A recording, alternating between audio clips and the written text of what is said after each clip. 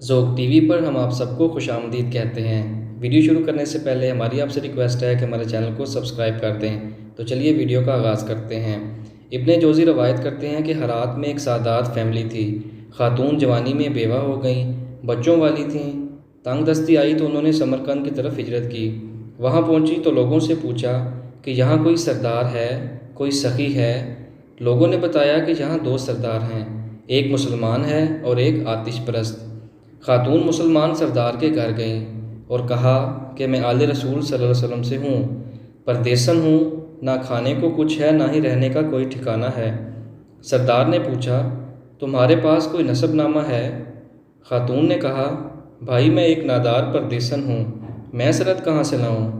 وہ کہنے لگا یہاں تو ہر دوسرا آدمی کہتا ہے کہ میں سید ہوں، آل رسول صلی اللہ علیہ وسلم سے ہوں۔ یہ جواب سن کر وہ خاتون وہاں سے نکلیں اور مجوسی سردار کے پاس گئیں۔ وہاں اپنا تعارف کرایا۔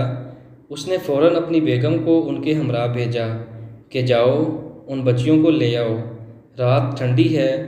خاتون اور ان کی بچیوں کو کھانا کھلا کر مہمان خانے میں سونے کے لیے جگہ دے دی۔ اسی رات مسلمان سردار نے خواب میں دیکھا کہ رسول اللہ صلی اللہ علیہ وسلم جنت میں سونے سے بنے ایک خوبصورت محل کے دروازے پر کھڑے ہیں۔ یہ عرض کرتا ہے یا رسول اللہ یہ محل کس کا ہے؟ آپ صلی اللہ علیہ وسلم فرماتے ہیں ایک مسلمان کا ہے۔ یہ کہتا ہے مسلمان تو میں بھی ہوں۔ آپ صلی اللہ علیہ وسلم فرماتے ہیں اپنے اسلام کی کوئی سند پیش کرو۔ وہ شخص کانپ جاتا ہے۔ آپ صلی اللہ علیہ وسلم فرماتے ہیں میرے گھر کی بیٹی تیرے دروازے پر چل کر آئی اور تو نے اس سے سادات ہونے کی سند مانگی، میری نظروں سے دور ہو جا۔ جب اس کی آنکھ کھلی تو وہ ننگے سر اور ننگے پاؤں باہر نکل آیا اور شور مچانا شروع کر دیا کہ وہ پردیسن خاتون کہاں گئی؟ لوگوں نے بتایا کہ وہ آتش پرست سردار کے گھر چلی گئی ہے۔ وہ اسی حالت میں بھاگا بھاگا گیا اور اس سردار کے دروازے کو زور زور سے کھٹکھٹانے لگ گیا۔ گھر کا مالک باہر نکلا اور پوچھا کیا ہوا؟ کہنے لگا وہ خاتون جو اپنی بچیوں کے ہمراہ تمہارے گھر میں ٹھہری ہوئی ہے انہیں مجھے دے دو، وہ میرے مہمان ہیں۔ حضور وہ میرے مہمان ہیں، میں آپ کو نہیں دے سکتا، مجھ سے 300 دینار لے لو اور انہیں میرا مہمان بننے دو۔ مجوسی سردار کی آنکھوں میں آنسو بھر آئے۔ وہ کہنے لگا بھائی میں نے بن دیکھے کا سودا کیا تھا، اب تو دیکھ چکا ہوں، اب میں تمہیں کیسے واپس کر دوں؟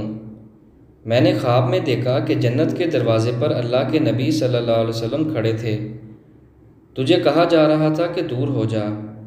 اس کے بعد رسول خدا صلی اللہ علیہ وسلم نے میری طرف متوجہ ہوئے اور فرمانے لگے کہ تو میری بیٹی کو کھانا اور ٹھکانہ دیے، تو اور تیرا سارا خاندان بخش دیے گئے ہیں۔